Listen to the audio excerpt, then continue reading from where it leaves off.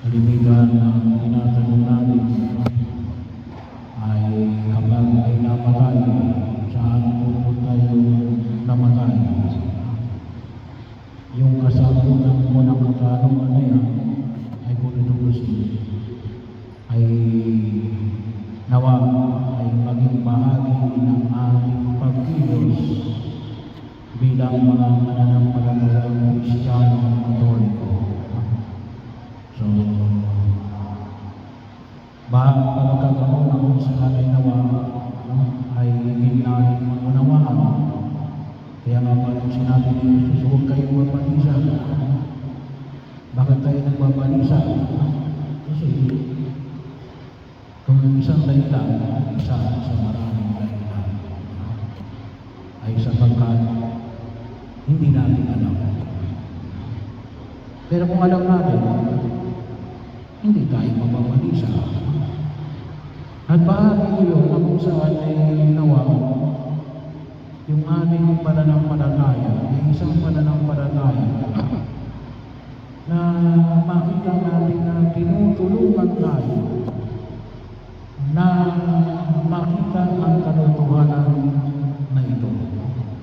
Kaya nga nung sabi ni Jesus, ako ang daan, ang katotohanan at ang buhay. Yung pananampalataya natin ay isang pananampalataya na magbibigay sa atin ng kapanatagan, ng kasiguraduhan. Siguro yung pananampalataya natin as a set of doctrine, very clear. Kaya ang katanungan nito ay na uunawaan ba natin, na tatanggap ba natin, na papahalagahan ba natin. Kaya napakahalaga yung nabanggit na pagkilos na kung saan ay makita natin sinagot na yan, wala lang tayo bininyagan. Doon nagsisimula yun. Kaya sana po mapahalagaan natin yung biyaya ng sakramento ng binyag. Kasi yun ang pangako ng Diyos. Kung tayo binibigyan nila din, sa Jesus ang lahat. Siya yung magbibigay sa atin ng buhay na walang hanggan. So, kaya nga, palagi natin binibigyan ng pagkapahalaga natin. Ito yung nagbibigay sa atin para makamit natin ang kaligayahan walang katapusan ng ating pananampalataya na nagsimula nung tayo ay binibigyan. No? Padre, paano yung kawang gawa? Paano yung gawa? Yung paggawa mo ng mabuti, ang pag-iwas mo ng masama, ay pagpapatunay na ikaw ay ginagabayan na Jesus. Or, mas maganda siguro sabihin natin, yung pag-iwas mo sa masama at yung paggawa mo ng mabuti, ikaw ay nagpapatabay kay Jesus. Bakit? Kasi yun ang gawain. Yun ang gawain ng magiging anak ng Diyos. Yun ang gawain ng atin na pagiging kabilang sa kaharian ng Diyos. Na bahagi yun ang ipinagkaloob sa atin mula nung tayo ay binibigyan. Siguro sabihin na ito, Padre, mga bata pa yun. Anong sabi ni Jesus? Kaya ang sabi ni Jesus, ang pagtanggap ng paghahari ng Diyos ay kinakailangan ang pagtanggap ng katulad ng sa bata. Kaya maliwanag ko yung isang requirement sa pagtanggap ng paghahari ng Diyos ay maging katulad ng bata. Kaya ako tayo nagbibigyan sa bata. Doon natin higit na pinahalagaan yung kadakilaan ng kagandahang loob ng Diyos na nais tayong mailigtas sa buhay sa daigdig na ito. Kasi yung ating pananampalataya, inilagay yung tayo sa kapahamakan mo. Ilayong tayo sa anumang uri na magdudulot sa atin ng kahirapan. Bakit? Kasi yun ang trabaho ng kasalanan. Yun ang trabaho ng kasalanan. Sirain tayo.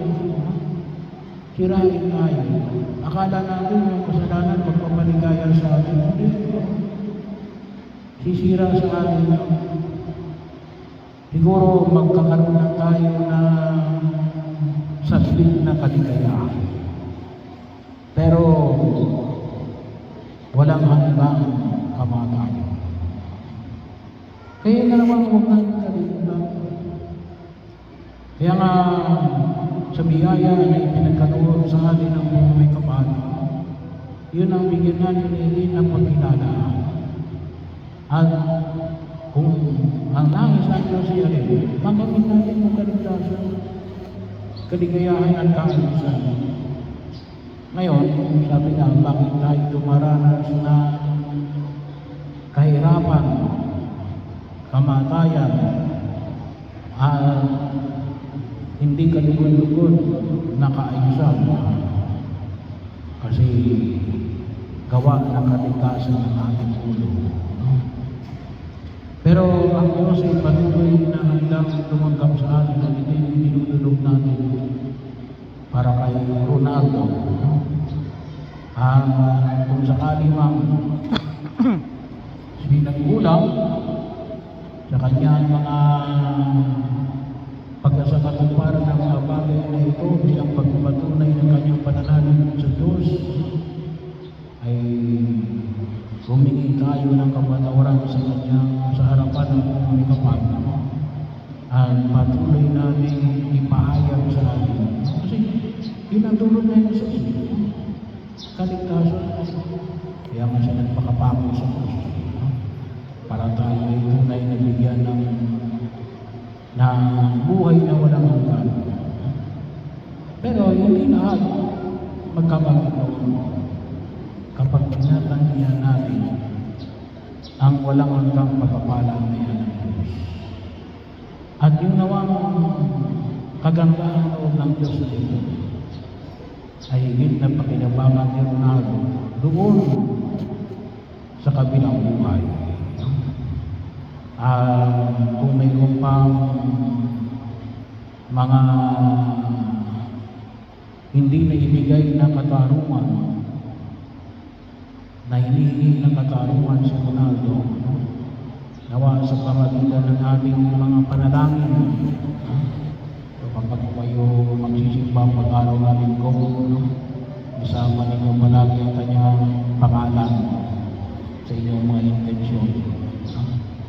Pahari nyo, hindi kaya pagkataon na makita natin na higit tayo magkaroon ng kapanatagan ng kalooban sabagat maliwanag sa atin na si Ronaldo ay nagsumikap na makatugon sa pananampalataya na ipinagkaloob sa kanya ng Diyos mula nang siya ay bininyagan.